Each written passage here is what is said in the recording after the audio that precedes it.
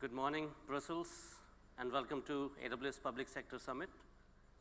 Here's the agenda that we're going to be covering today. We'll start with what are data lakes and what are analytics. We'll go over some of the AWS services, including Amazon Redshift, Athena, and EMR. We'll talk about some of the architectural design pattern, doing some deeper dive how to do data lakes end-to-end. And then my friend will take over and talk about critical behavior of data-driven companies and talk more about how to use Tableau at scale with AWS. And at the end, we will wind up with talking about some of the case studies across some of our common customers across Tableau and AWS. Data lakes. Are you guys familiar with data lakes? Probably not. So this is the right session for you. So as you guys probably know, businesses today are generating enormous amount of data, up to 1 petabytes per day, and there's a need of having some sort of a data platform to solve that issue and get some visibility on that amount of data that businesses are generating today. So what is data lake? Data lake is a design pattern that has potential to transform businesses not only from providing a platform where you can enable to store this data, but also to empower you build complex data processes and advanced analytics to drive some insight to your businesses. So when we talk to customers at AWS, we strengthen upon some of these characteristics in a greater length. The first one and the foremost is the all data should reside in one place. So if you think about it, many businesses have data across various sources. So you think about you have data in a file system, you have data in LDAP, sitting in the OLTP, and Salesforce. So you want to have a single source of truth where you can actually ingest all that data and make some sense out of it, right?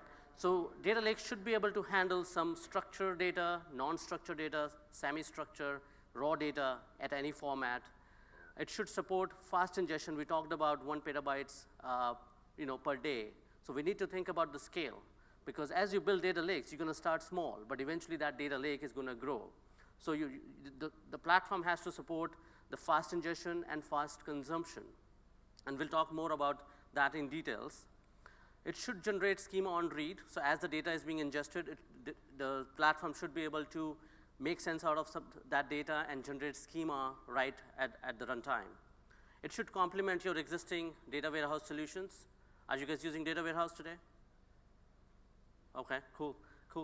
And other important factor or characteristic in data lake is you want to have a decoupled compute and storage. So traditionally, we have seen specifically in data warehouse where you have one system which takes care of compute and storage.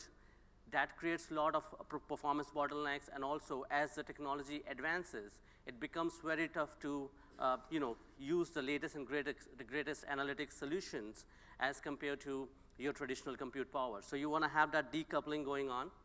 It should support some of the security rules and should make your data lake protected across end-to-end.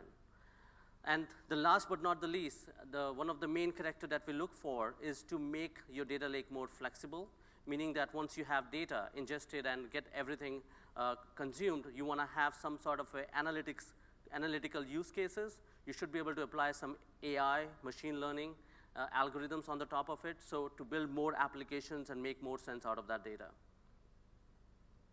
However, when we talk to our customers, we hear these 3 common questions. Hey, how do I synchronize data across these disparate data sources? How do I protect and secure my data lake? And also, how can I get meaningful insight through the use of this big data analytic solutions? So these are the common 3 challenges that we hear. So how do we solve these 3 challenges and how we can build data lake on AWS? Starting with the S3, which is a central storage system. It's a versatile data store that was designed for scale, many security features built in, and very inexpensive.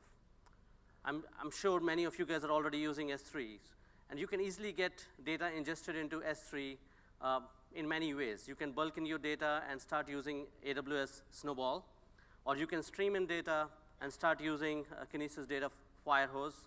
You can call CLIs and APIs through Direct Connect, or you can have an OLTP connection using AWS database migration service, and also you can leverage your hybrid storage solution if you guys are using VMware, for example, or you have a lot of data sitting on your private data centers. You can consume storage gateway for that.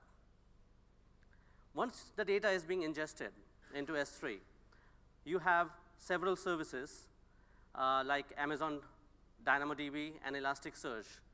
We have seen traditionally our customers are using these two services to catalog that data and make that data searchable. However, after we launched the service AWS Glue a couple years ago, we have seen our customers using this service to auto-catalog, auto-generate that schema, and make it automatically searchable right after the data is being ingested. All you have to do is from Glue to point to that S3 bucket, and it will auto-catalog the entire thing for you. So it saves a lot of time for engineers as well as data scientists. Once that is done, you can actually apply user interface and access control using AppSync, API Gateway, and Amazon Cognito. And security is number one at Amazon. When we design AWS services, that's the number one thing we think about in our engineering. So you can manage and secure your data lake using AWS KMS, AWS IAM, CloudTrail, and CloudWatch. And those are not the only services in security. We have many other services that you can also consume. And you can go over that at AWS website. All of this is done for one purpose, which is analytics and processing. And we have a bunch of services on AWS which you can consume for various use cases. And we will go over that in some details. We will not cover all the services here, but some of those, and you can take a look at your own time.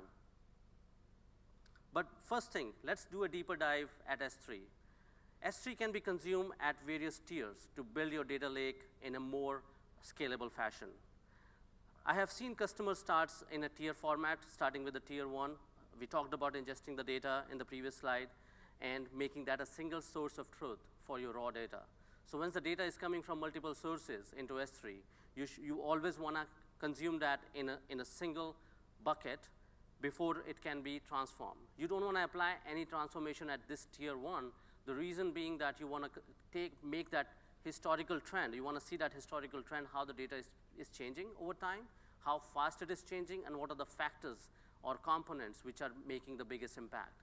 So if you think about from an AI and machine learning perspective, the data scientists always want to look at those details. So you want to keep that raw and with the least transformation. You definitely want to apply lifecycle policies. What it means is that you don't want to keep that data forever in S3 bucket because that's going to cost you money.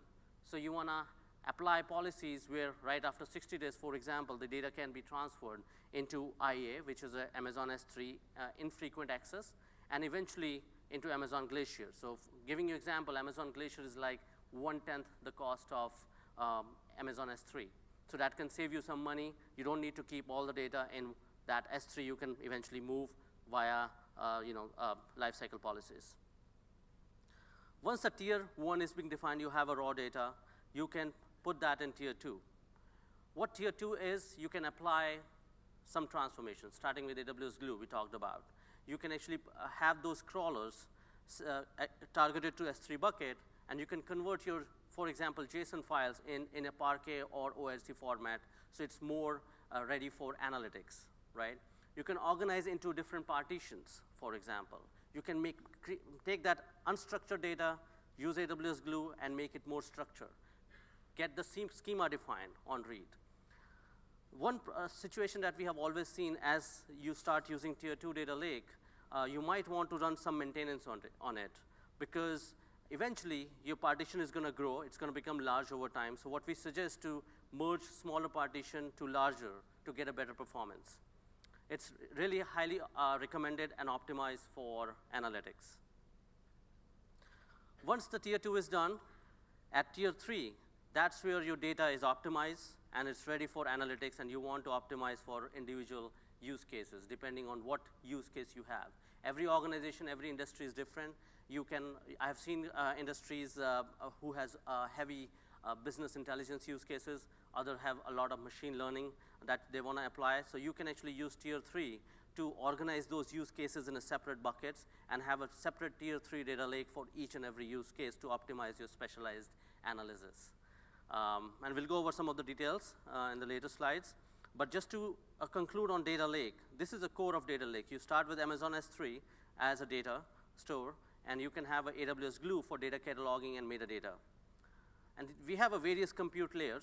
We're going to be covering these three that is listed on the slide in a deeper extent in the future slides. So the idea here is to talk about various use cases. You know, people ask me, what service should I be using, and what service is best for what use case? So it not only depends on the use case. In my opinion, it also depends on the consumer, who is going to be consuming the service or the use case. So for example, if you have a team of business intelligence, there are many business analysts who want to consume that data, and they are not tech savvy. So they are not a lot good into coding, but they want to apply certain algorithms to get the dashboard going, right, for example. And that's where I think services like Amazon Athena or even Redshift can help.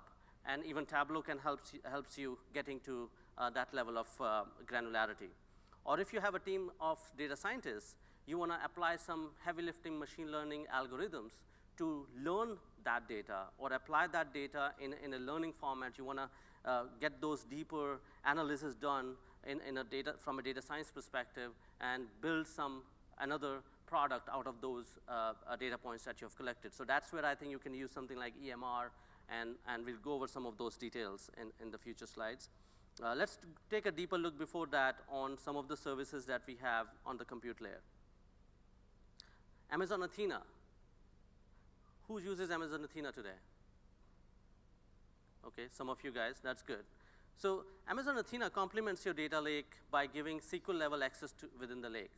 What it means is that you can basically point Amazon Athena to a tier 2 S3 bucket right after the glue is being cataloged, and you can actually start querying from that S3 bucket. It's as easy and that simple. You don't need any infrastructure. It's completely serverless, right? You just need to start consuming, and you pay by the query execution time. You can set up the crawlers, as I mentioned, right on tier 1 data lake, use AWS Glue. You can have a custom classifier on what type of data that you are looking for. Are you looking for JSON format or CSV format? And then you can build those SQL query on those S3 bucket, and you can start seeing that the schema is being generated on and when the data is being read. So I have many customers who uses Salesforce as well, right? And I'm sure all of you are familiar with Salesforce. And I have seen many customers have a bunch of data sitting on Salesforce, but they don't know what to do with it.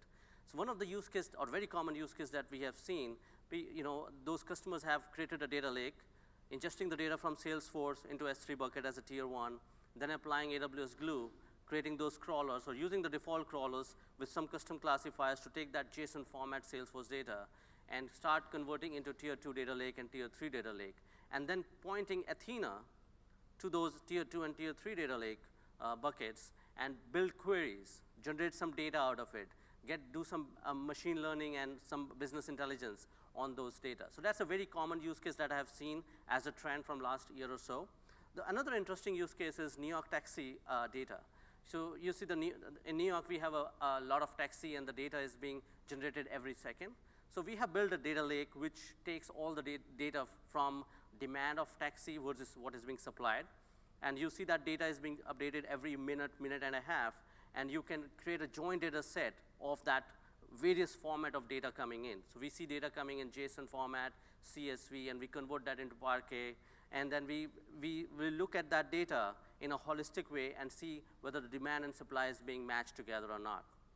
The one caveat that we have seen in that particular use case is the performance, because when you have a multiple format that you have to deal with, and especially if you have a giant fat tables, your performance doesn't go for long. And that's where I highly recommend, instead of using Athena, you use Redshift Spectrum. And we'll go over that service in the future slide. But just to conclude on Amazon Athena, you can query instantly on the S3 bucket. You pay per query, and it's very open. You can basically just query as you query any RDS.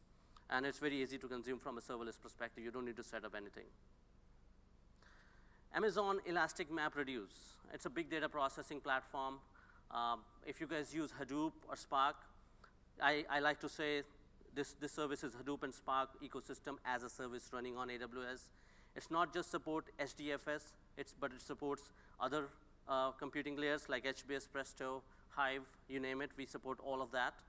I have seen even Salesforce, which is our customer, they have used Amazon EMR for their DMP solution for the machine learning.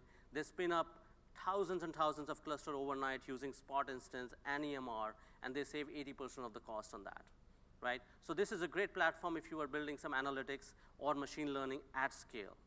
And it's secure from end-to-end perspective. You get Hadoop capability or Spark capability, whatever you need on the cloud.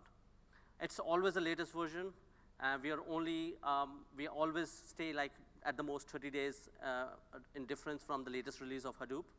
It's a very low cost, we talked about it, and also you can consume S3 as a storage. And this is where I was talking about back in the characteristics of data lake. You want to decouple storage versus compute. So I have seen many customers using storage as S3, and also they use EMR as a compute layer. So in that way, their architecture is very flexible. If instead of using EMR, they want to use some other service in the future, that they want to move to Redshift, or they want to use Athena, or they want to use maybe Tableau or some other platform, they can easily apply that. So they don't need to get stuck with the existing service. They can use any of the services, and you get much better performance because your storage is not coupled with the compute layer at all. Amazon Redshift. It's a relational database, and it's a data warehouse service from AWS. You can start as small as 16 gigabytes of data, and you can spin off those clusters at 16 gigabytes, and you can scale up to petabytes as and when your business grows. And this is I think this is the only service that I'm aware of which can start as this small as 16 gigabytes. You can do a reporting and analytics. This is more of a schema on write. So basically, you have to define the schema before you can put the data into the data warehouse. It can scale very fast. We have seen customers starting very small, and they grew within a year to petabyte scale as they started liking this service, and they use more and more of our data warehouse on the cloud. It's completely secure and inexpensive, but you can run massive parallel scale gigabytes to petabytes workloads on Redshift. So let's switch a gear. Let's take a deeper look on some of the end-to-end data lake design patterns that we have seen from various customers in the last couple of years. And as I go through this next couple of slides, you will see how the services are being evolved at Amazon. Because we start and we innovate in a very fast pace, as you probably know. We start with some basic use case at Data Lake, and you will see in this one. And this is a very common use case about log analytics, clickstream analytics, or even IoT sensors across various industries that we see. So let's say you have one of these applications running on your EC2 instance, and you want to have Amazon Kinesis fire hose ingesting that data from your application to S3 bucket as a tier 1 S3 bucket. And then you can use the services that we talked about in the past about Athena or EMR. Or you can either run a Presto or Spark on EMR, or you can use data warehouse solution, pointing to S3 data lake, pulling that data, doing some compute, analyzing it, before you can further use Tableau or any of other services like machine learning, data science, or reporting to further make sense out of that data. There's an issue in this use case, right? And this is how you will see the evolution of how architecture around data lake changes as we learn more about our customer and we create more services. The problem in this use case is there are too many small files, as you can see, especially on the IoT sensor data. And you can see it's not necessarily optimized for analytics. And we talked about it in the past, right? The tier 1 S3 data lake. How we can solve that? We can do the same thing. You can ingest the data from application, but once you have a tier 3 S3 data lake, you can glue to tier 1 and get it auto-cataloged, get the schema generated, and put that into tier 2 S3 buckets. And this will be overly compaction to Parquet format, because let's say you have various formats in the tier 1, CSV or JSON or anything that you have. It will convert into more analytics-friendly format before you can push that data and do some more computing using those services and doing some machine learning on it. What if you need a fast ingestion? Let's say you take data, you use the same fire hose. Now, instead of S3, you're using Redshift data warehouse. Because your use case is not about machine learning, you just want to use it from a dashboard perspective for your business analyst team. So you apply Glue ETL, pointing to data warehouse, and building that tier 2 or tier 3 data lake directly. So you're not getting a tier 1. You're putting all the raw data into Redshift. We have seen many customers doing that based on their needs, and then putting things into tier 2 and tier 3 before you use Redshift Spectrum. So you don't use Athena or any of those services. You simply use Spectrum for the faster views, and you can make that Amazon Redshift as a single serving layer instead of using 3 different computing power for your machine learning and data science. One recommendation here is you definitely want to have a periodic job in Glue to perform ETL, to pointing to Redshift and pointing back to Redshift Spectrum, so you can have a latest and greatest data in your data lake. What if you need a faster ingestion, right? What's the data lake will look like? So this time, instead of using Kinesis Firehose, you're going to be using Kinesis Stream, which is much faster and it's more live as and when the data is being generated on the application. This time, you will use Spark streaming on EMR, pointing to your HBase running on EMR on your Hadoop cluster, and then applying that Glue ETL on that HBase on EMR and building that S3 data lake on tier 2 or tier 3. And then you can use Presto on EMR at the end before you can start doing more analytics at the end. What if you need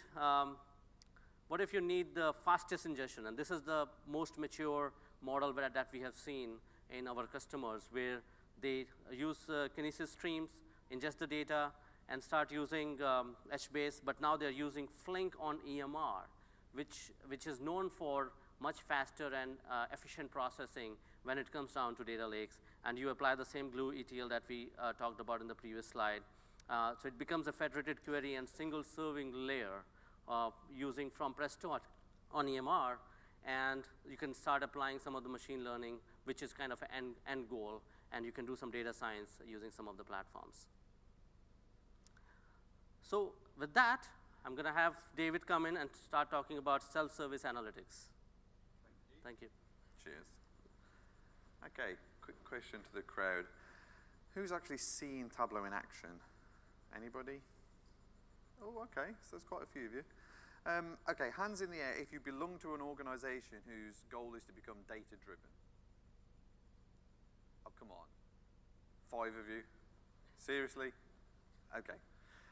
See, the next bit doesn't work. I was going to ask you to keep your hands in the air if you actually thought your organization was data-driven, which I suspect probably it isn't. You know, it probably has data in it, but you know, whether you're actually making the most of your data is another question. So I'm here to talk about self-service analytics and some of the critical behaviors we think that we see within our customers who are moving towards being more data-driven. Tableau, if you don't know it, it's a very mission-driven company. This is our mission, to help people see and understand data. It's simple. We believe that it's still our goal, even though it was 15 years ago. The goal is to get data in front of everybody in the organization so that they can make their decisions better. And we believe that every company needs to be a data company, and that every person within those companies should have access to data. They should be making decisions that somehow impacts the work that they do. That fundamentally every business process has data at its core somehow, and that we can hopefully help with that. So our goal is to help these people, well, help everybody in these organizations become more data-driven. So let's talk about some of the critical behaviors. So I've had a lot of discussions with organizations like yourself, companies, organizations, etc., about how they change from perhaps a non-digital world through a transformation that becomes much more data savvy, better customer experiences, more efficient operations, etc. And there's no doubt in my mind that the fuel for this is always going to be data. And the people who succeed, or the organizations who succeed, are going to be the ones that learn how to refine, use, and manipulate the data to better their own ends. So I just want to go through 3 points today. And the first one relates to balance, freedom, and control. So for those of you who haven't seen Tableau, hopefully I've got a little animation popping up. There we go. So that's what it actually looks like.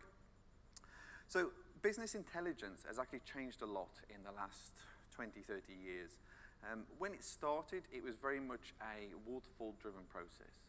If that doesn't make sense to you, what it means is people would sit around and wait for things to be specified. Once things were specified, they'd go away and build them. Maybe a report, maybe a chart, maybe whatever it is.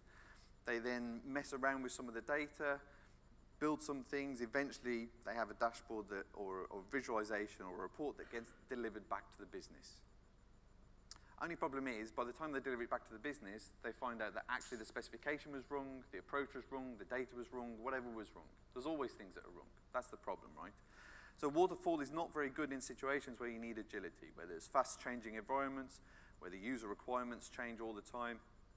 And what's really happened, we believe, is this advent of self-service analytics, which is actually trying to narrow the gap between, say, the people who are the business users who are specifying their needs, and what used to be a very large gap between them and the IT team, who are probably the people who had to execute on those ideas. What we say is if you give the business people or give anybody in the organization the right tool, they should be able to access the data and ask some of those questions themselves without having to send off these specifications to other people and wait for months in order to get some report back that doesn't actually suit their needs. So we believe that you get governance through empowerment. So one of the approaches with the old way of doing things, the kind of the historic traditional waterfall method, is actually that security concerns often hindered productivity. And that is that what happened is you had your IT team who would decide that there has to be a big walled system, a big lock around all the data that exists within the organization, and that you could only access that if you went through the gatekeepers. If you went through IT, that might give you that little bit of data that might just answer that one particular question. Whereas we think if you've got the right systems in place, if you have the right security in place, you should be able to open that up.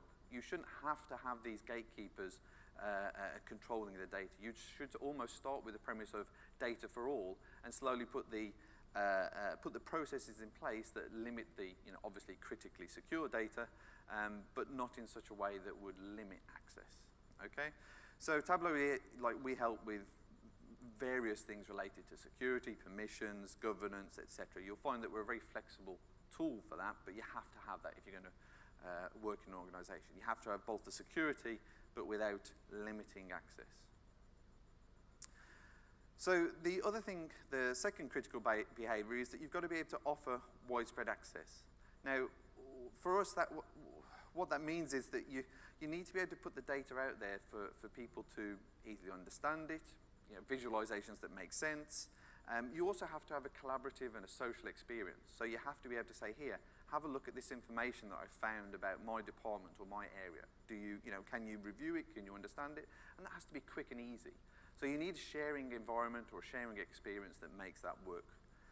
And we believe that we provide a tool or a system that allows everybody to do that, to be able to share across all different departments and organizations while still maintaining that air of security and governance. We also realize that you have to meet users where they are, right? So, gone are the days where you send a request to IT and you get back maybe a CSV file that you then load into Excel, and then you then, I don't know, polish it up and then maybe send it via email to somebody else. Let's face it, that's particularly ungoverned and not very secure, but that's the way most organizations work.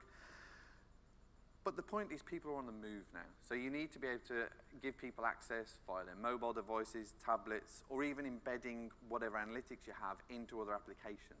So it could be that they have other systems that require visualizations of data to be put in them. And we believe we have a system that does that, and we believe that you should be on the lookout to do that as well. Because if you're where your customers are or where the ultimate users of the data are, then you'll see greater adoption. And actually that's what this presentation is really all about. How do you get greater adoption and therefore this drive towards self-service? Obviously, if you do give people all this data, you do come across some challenges. There's definitely the challenge of data literacy in organizations.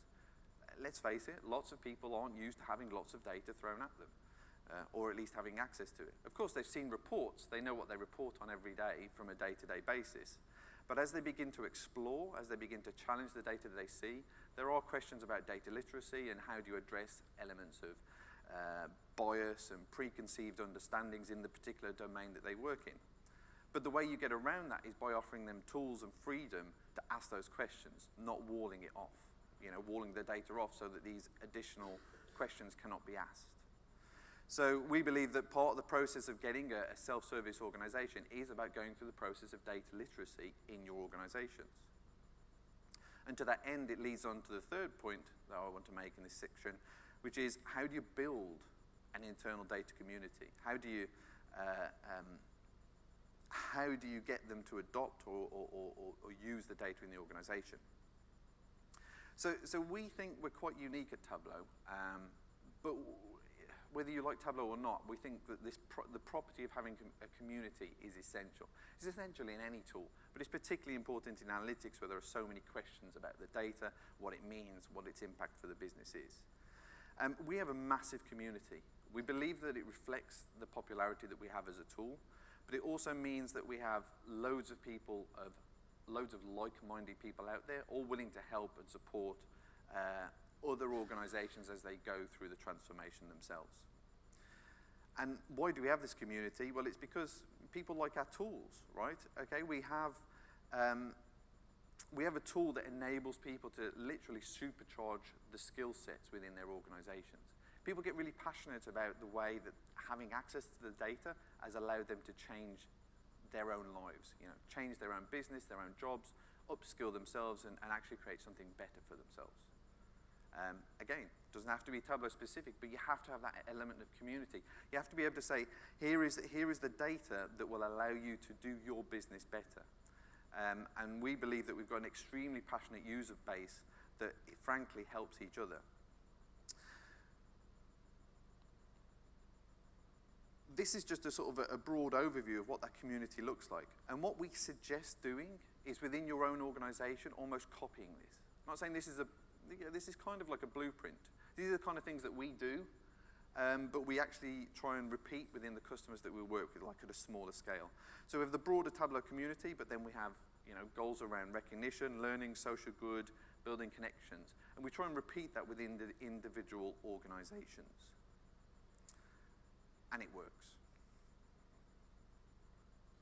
So we also have I realize this is a public sector summit, so I thought I'd just throw this out there. We have something called Tableau Public, which is an area where people upload their own visualizations, their own charts, and actually their own data. So be aware of that if you're ever doing it yourself. This is a publicly available website. But what we find is that people get very creative. When they have a tool that empowers them with data, they start looking at things in different ways. They start asking different questions of the data. They're no longer just looking at the known knowns. They're beginning to look at the unknown knowns. They're beginning to explore and maybe think about different ways of asking questions. And actually, we already have dozens, if not hundreds, of examples of government visualizations within our Tableau Public website. And for those of you who want to take a closer look after today, I just recommend that you go to that particular website. And we've got a public sector section. But actually, it's massive, right? You just type in public sector, maybe your own department. You'll find that somebody somewhere in the world has probably done some work similar to you. And that's just part of the community. What we're trying to do is encourage this kind of sharing, talking, collaboration across all data individuals, which, as I said before, we hope is all individuals, because we think everybody should be using data. So because this is an AWS presentation, like summit, I thought it would be useful to now move from, say, the behaviors, the sort of business side of the data world, to perhaps talking about the architecture aspects of it. So I just want to put a very brief discussion or brief talk around the sort of architectural abstraction of where analytics and where Tableau fits. So this is what we think is the sort of the abstraction of the modern data architecture. And you'll see that what I've tried to do is cleverly attach Tableau across almost the entire spectrum of sort of computing, storage, and query. There is good reason for that. it isn't good enough just to say you have a tool for the business people. It isn't just good enough to say you have a tool for the data people. What we're saying is that data to be used effectively in an organization needs to be, shared across the whole community. And as such, you need a tool or an interface or some kind of mechanism that allows you to connect at all those different levels. And actually, you will find that you have to connect at those different levels, partly because at the lowest level, you have massive volumes of data, right? And at the highest level, you might have, smaller volumes of data, but you require massive, really quick performance. And so there are a variety of hurdles that need to be overcome, but to have a single interface that allows you to ask questions across all those different areas, that's pretty cool, and that's what we offer. So this is a broad sort of repetition of that, so taking away the abstraction and actually looking at how Tableau can work and interact with the different AWS systems. What I'm really trying to get at with this slide is the fact that Tableau can touch nearly every point in the AWS ecosystem from a data querying point of view. And like I say, that adds to flexibility in terms of the business guy or girl can go to the data guy or girl and actually say, hey, I attached that data, I noticed there was something quite weird. Is this right? And then they can work together on it. And because it's a shared interface, they all know what they're doing. It's not a question of, oh, right, you go and do your data sciencey thing and then come back to me when you come with, when you've got your problem. They can sit there together and actually ask those questions. And actually, when you see that happen with Tableau, it's amazing, I think, anyway. So very briefly, now just moving towards the end of the presentation. So we have a number of customers that are shared between AWS and Tableau. AWS is a massive growing platform for us. We find that we have our own public service is hosted on Amazon, and indeed our own SaaS offering, Tableau Online, is on AWS. And actually, amongst our customers, we see that there is it's the fastest growing or the biggest cloud platform that we see in our audience. So we have a number of customers. These are just a handful of them. I'm not going to talk about all of them. I'll just throw some logos out there. Hopefully you'll see some and go, oh, I recognize them. In particular, we've got the likes of Netflix.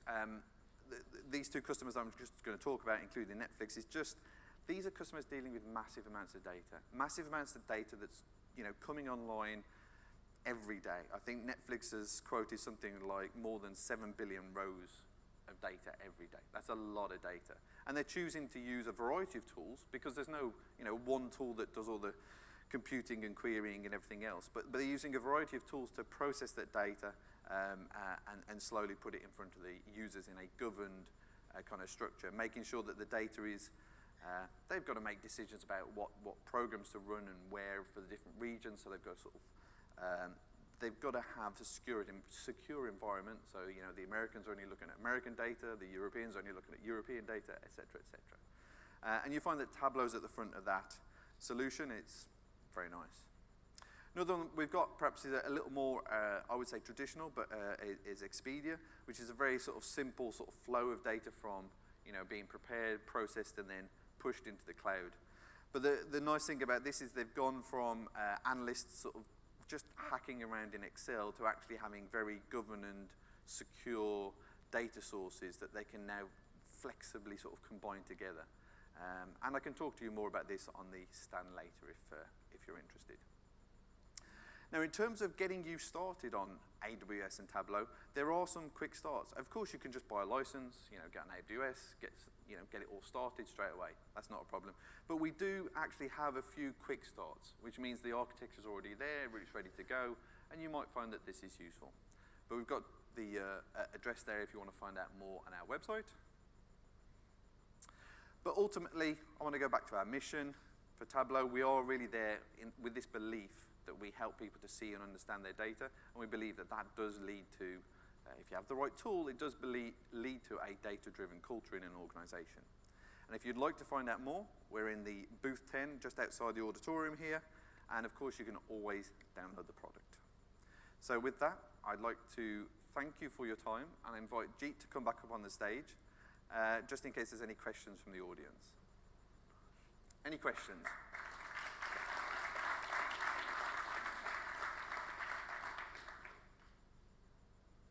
Anyone? Any questions? No questions. It's awesome. Cool. Well, you guys can reach out to us offline as well. We'll be here all day. You can also reach us at Tableau booth. And thank you so much for coming.